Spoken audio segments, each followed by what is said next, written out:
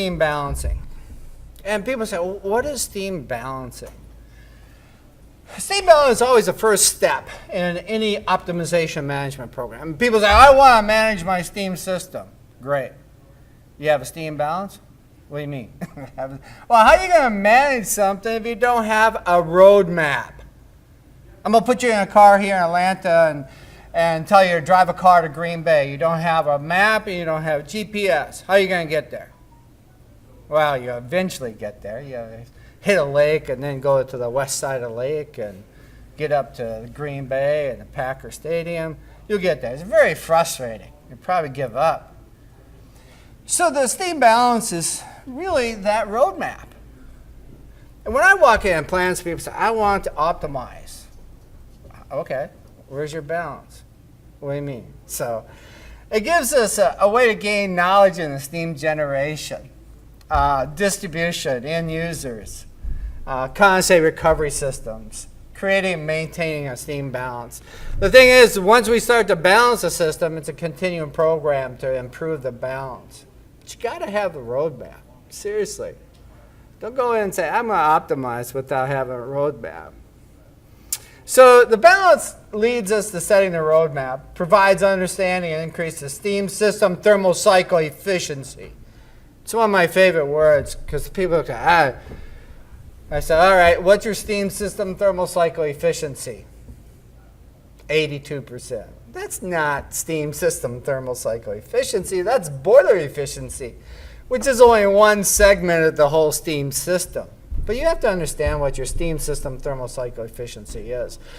Unfortunately, the average is something like 58%.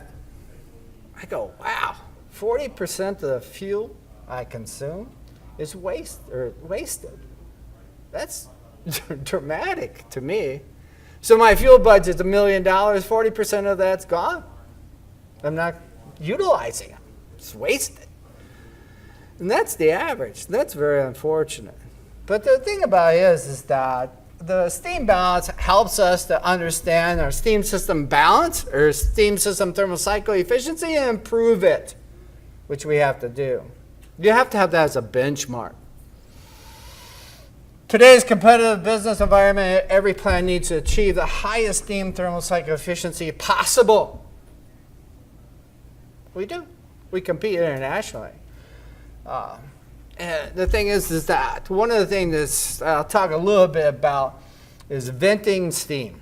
People say, I want to optimize the steam system. Number one, stop venting steam.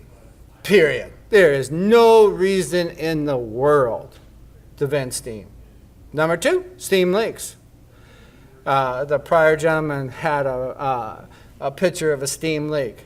There's no reason to have steam leaks. I work in the largest refineries in the world. I travel the world. There's no reason to have steam leaks. It's going in plants. Oh, we got steam leaks. You have to change. You have to change. I was in Thailand, south of Bangkok, at a very large chemical plant. It's pretty large. It's about 8 miles long. And I was teaching a class how to do root cause analysis on steam leaks. Problem is, we couldn't find any steam leaks. Okay. And then I go to a paper mill not too far from here. I have plenty of steam leaks. And they think it's normal. You know, it's just a mindset.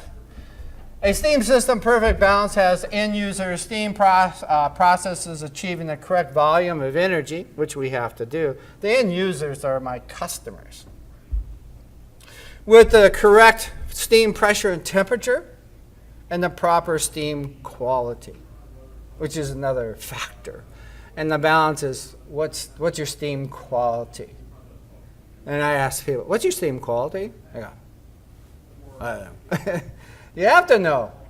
Everything I use out there in the shell and tube heat exchangers of plate and frames, they require 100% steam quality, unless you specify otherwise. So, here's one of the things, venting is just a huge waste. All it does is heat up the ducts. See the duct flying by there? So I tell people, all you do is you waste the steam, you just heat up the ducts. Sure enough. took me a year to get that duct to fly by.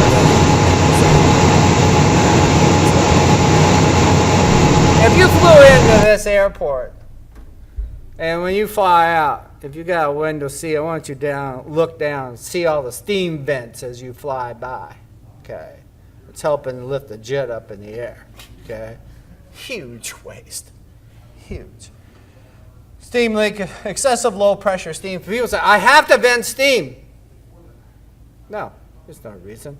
I go to Malaysia, there's no steam vents. I go to Thailand, there's no steam venting. They say, you can't vent steam, it costs you too much money. Huge. Flash steam venting, condensate losses, and etc. But the thing about it is, the only way I can accomplish eliminating is understanding the dynamics of the steam system, and that's the steam balance. Establishing the correct steam balance can be very challenging because of different dynamics of the steam system. You have modulating loads, varying production, unaccountable losses, insulation deficiency, turbine operations. I have plants, I have 60 to 70 turbines in operating at different times. So there's quite a bit to the dynamics. A perfect steam balance.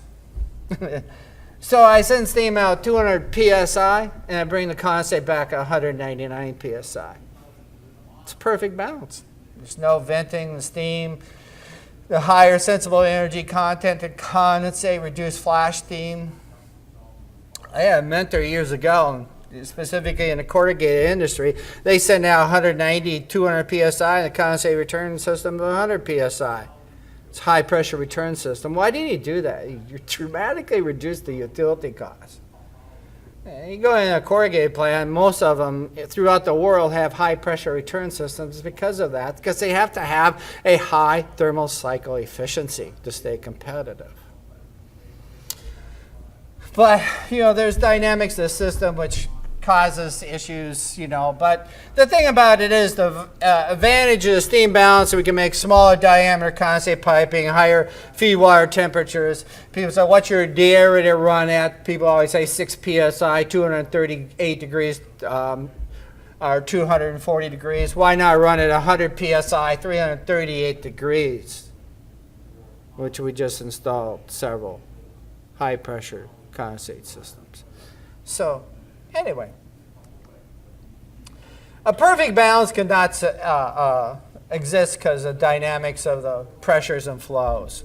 We have end users out there that are modulating their steam and the dynamics of condensate drain devices. I can't go out 200 psi and come back 199 psi. I mean, the steam traps would be this big, okay, because of differential pressure. So I got to have some differential. But anyway, condensate system dynamics also limit to high and low pressures, or high pressures in the system. So, why steam balance are not accomplished? I don't know. There's a lot of reasons. When we look at the system it's kind of fragmented.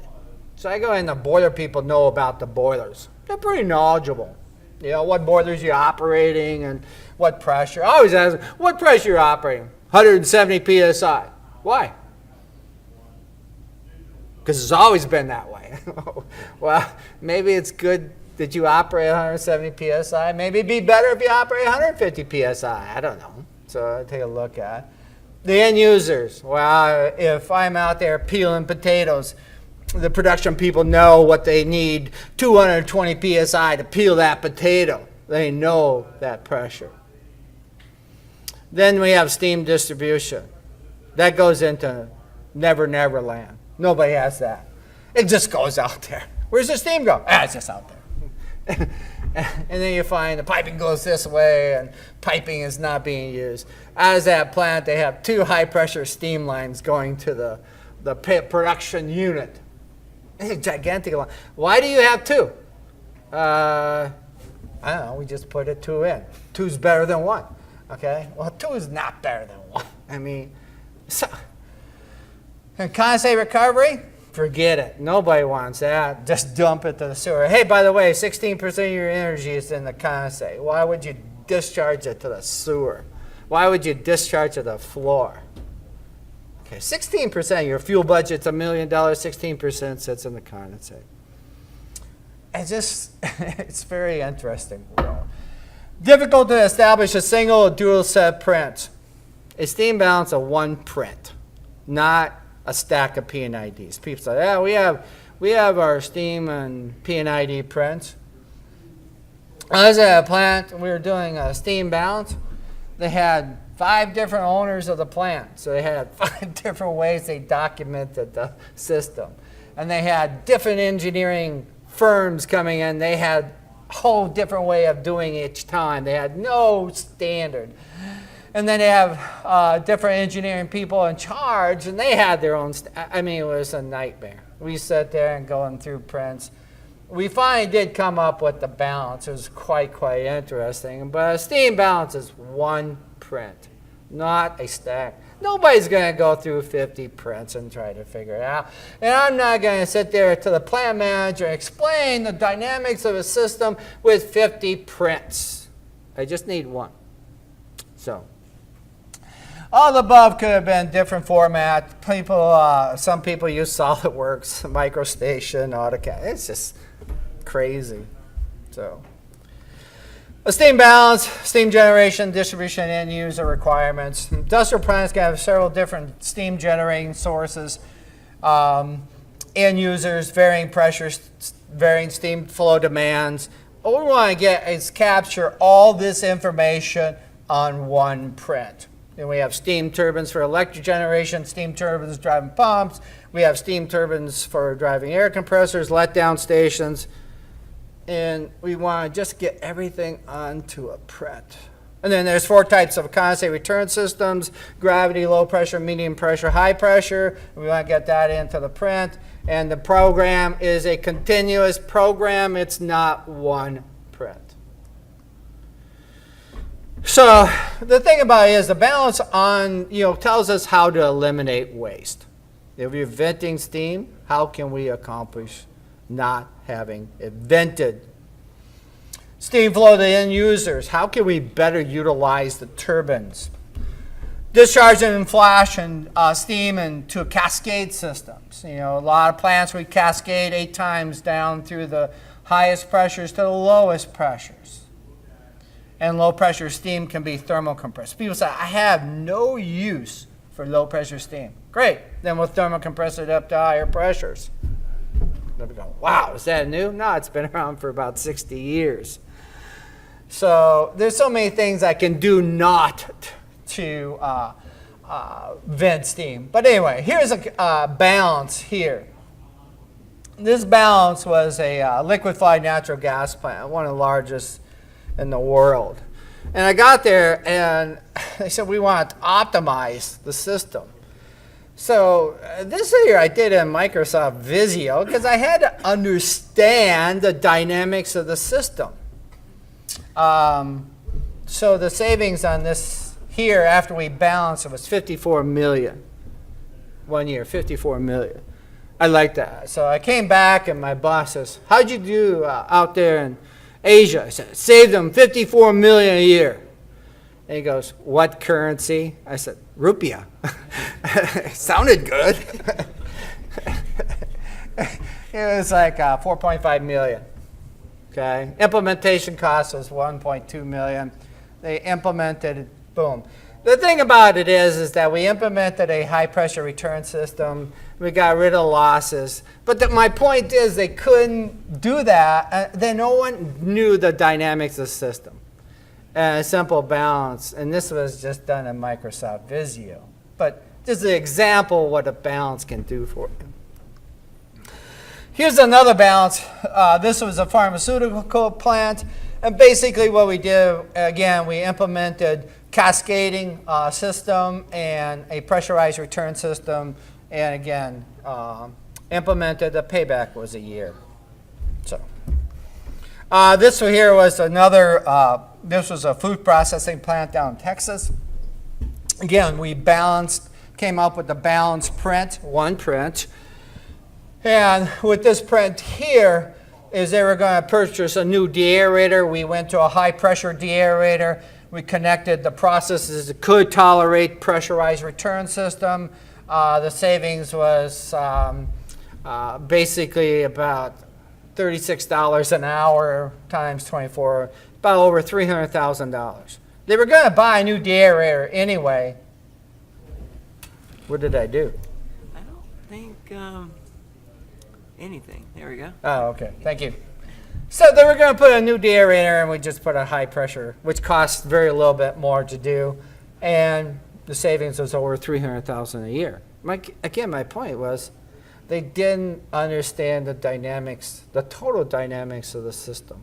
So here's my balance. We started at this project. I asked them for a steam balance. They showed me a 8.5 by 11 sheet of paper with some handwriting on it. Okay, this balance. This is only one segment of the balance. The balance ended up to be a print that was something like 80 inches long. Okay.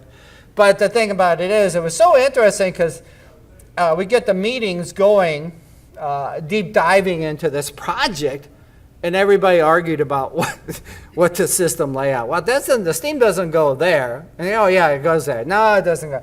And it took over 3 months of working with them to come up with the proper flow, to come up with the balance. The implementation cost was, we implemented several things. Again, the payback was less than a year. I think this year was less than 4 months when we got done with it. My whole point is, you got to have a balance. I don't care if you're a laundry. Just have a balance. Understand your pressures and dynamics of your system.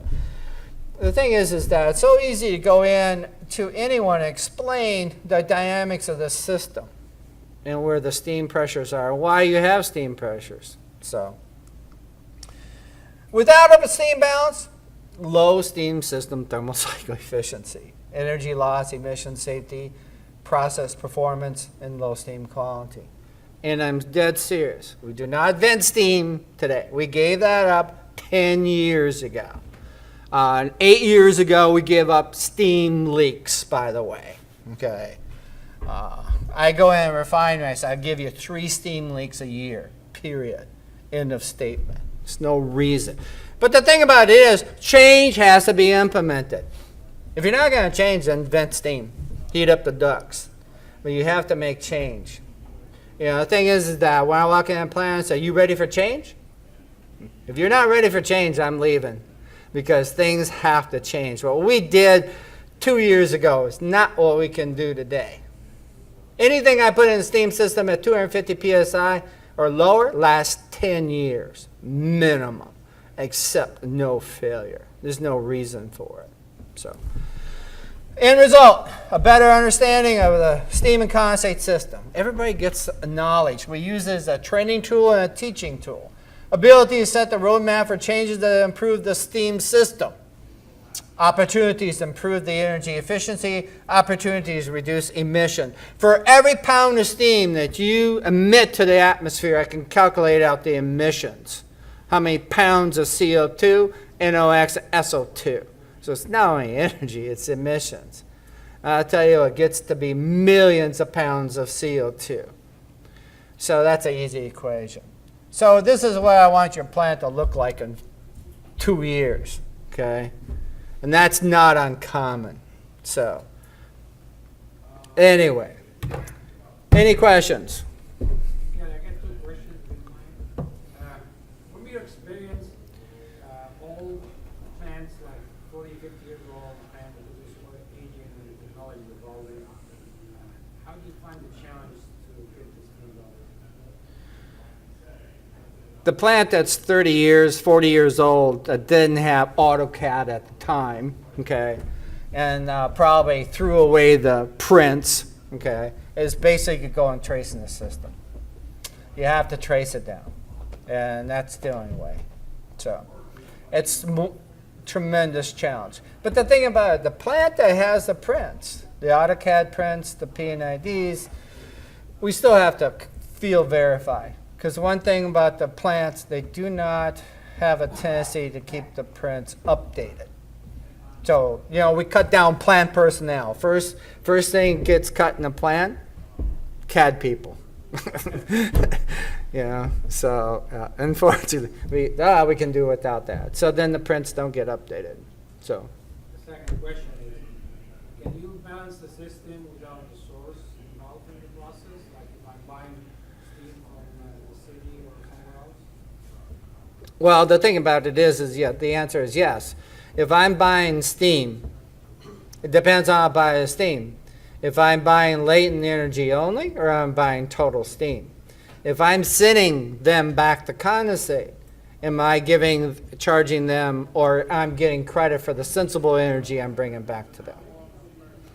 So the thing is, when I buy steam, there's several ways. You can buy total pounds, or you can buy the latent energy. You're only going to consume the latent energy. So I say, hey, I'll consume the latent, I'll give you the sensible back. And that's a part of the contract. But yes, we can. The more sensible I give them back, the better off I am. So, yeah. Any other questions? All right, thank you. My contact.